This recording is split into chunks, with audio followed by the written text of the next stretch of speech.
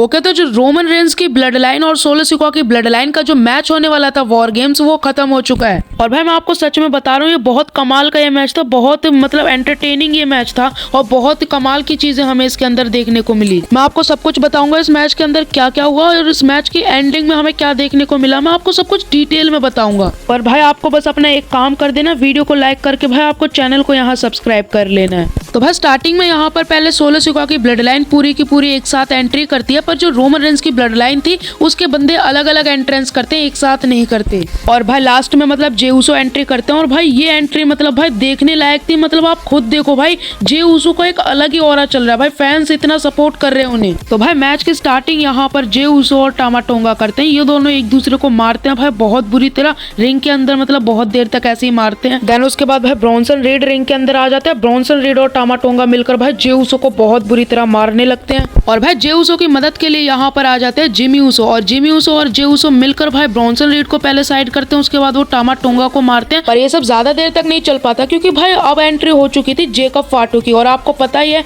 कितना खतरनाक भाई ये बंदा, मतलब जे उसो और जिमी उसो को भाई अकेले ही मारता है। अब यहाँ पर रोमन की टीम में से किसी और एक बंदे को आना था, पर सीएम पंक जाने की कोशिश करते हैं तो रोमन उन्हें रोक देते हैं और सैमी ज़ेन को जाने को बोलते हैं। देन उसके बाद सैमी ज़ेन आकर सबको मारते हैं, उसके बाद सोलो की टीम में से टोंगा लोआ आते हैं और फिर ऐसी लड़ाई चलती रहती है। अब जब फिर से ऐसी नौबत आती है कि रोमन की टीम में से किसी एक बंदे को आना था तो रोमन रेंस जाने की कोशिश करते हैं, पर सीएम पंक उन्हें धक्का देके खुद आगे चले जाते हैं। पर जब सीएम पंक जाकर देखते तो उन्हें दिखता भाई 4 गुंडे पहले से उनका इंतजार कर रहे हैं रिंग के अंदर।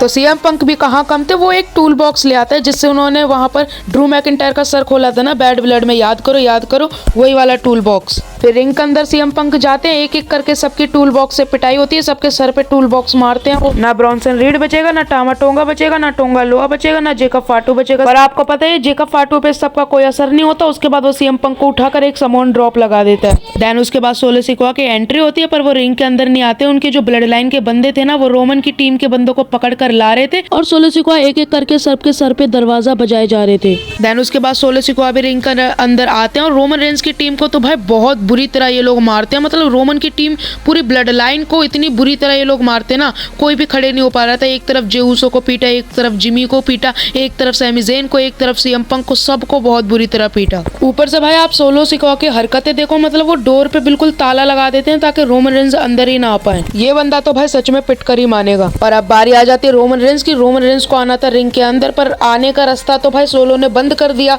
अब वो आएंगे कैसे, तो भाई वो बन जाएंगे बंदर।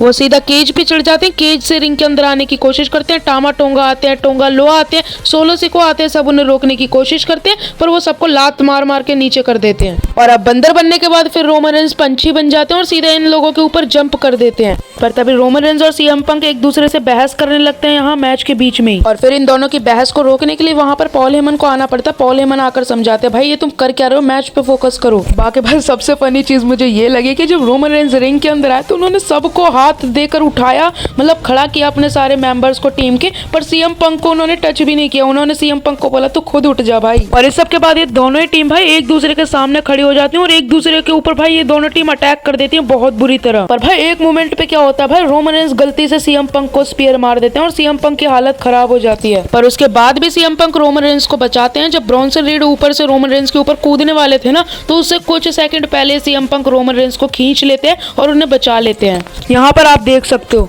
बाकी इसके बाद क्या होता है भाई, सोलो सिकोआ को यहाँ रिंग के बीच में घेर लिया जाता है। सब एक एक करके सोलो को मारते हैं। कोई सुपर किक मार रहा है, कोई अपना फिनिशर लगा रहा है, कोई अपना लगा रहा है। फिर एंड में रोमन रेंस एक स्पीयर लगाते हैं और इस मैच को भाई पिनफॉल करके विन कर लेते हैं। और इस तरह भाई रोमन रेंस की ब्लड लाइन इस मैच को जीत लेती है। रोमन रेंस और सीएम पंक बाद में हाथ भी मिलाते हैं। उसके बाद भाई ये सब हो जाता है खत्म और मैच भी यहाँ पर पूरा खत्म हो जाता है।